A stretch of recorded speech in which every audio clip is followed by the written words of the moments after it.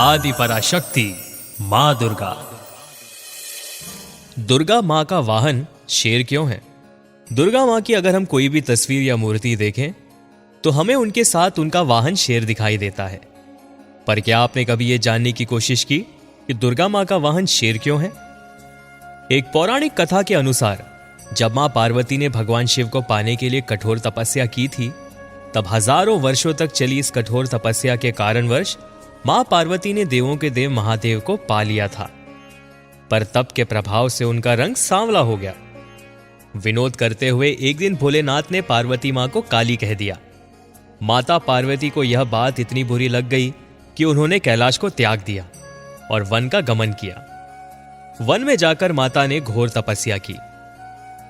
जब वे तपस्या कर रही थी, उस दौरान वहां एक भूखा शेर उनका भक्षण करने के इरादे से आ पहुंचा। लेकिन तपस्या में लीन मां पार्वती को देखकर वह शेर वहीं रुक गया और माता पार्वती के सामने जाकर बैठ गया और उन्हें ध्यानपूर्वक देखता रहा।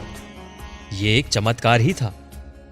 लेकिन माता पार्वती ने तो ठान लिया था कि जब तक गौरी यानी रूपवान नहीं हो जाती तब तक वे तप करती रहेंगी। उस दौरान भी वह शेर वहीं भूखा प्यासा उनके सामने बरसों तक बैठा रहा।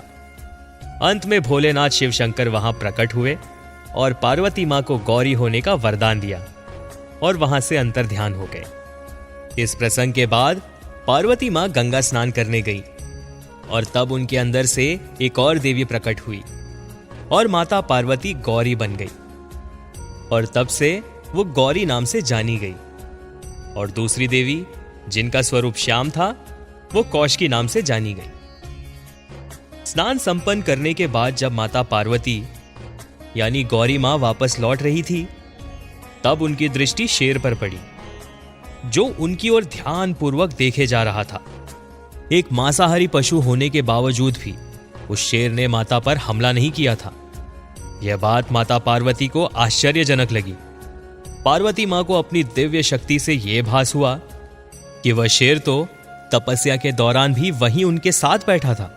और उसके पश्चात पार्वती मां ने उस शेर को आशीर्वाद दिया और उसे अपना वाहन बना लिया और इस तरह से शेर दुर्गा मां का वाहन बना। ओम दुम दुर्गाय नमो नमः।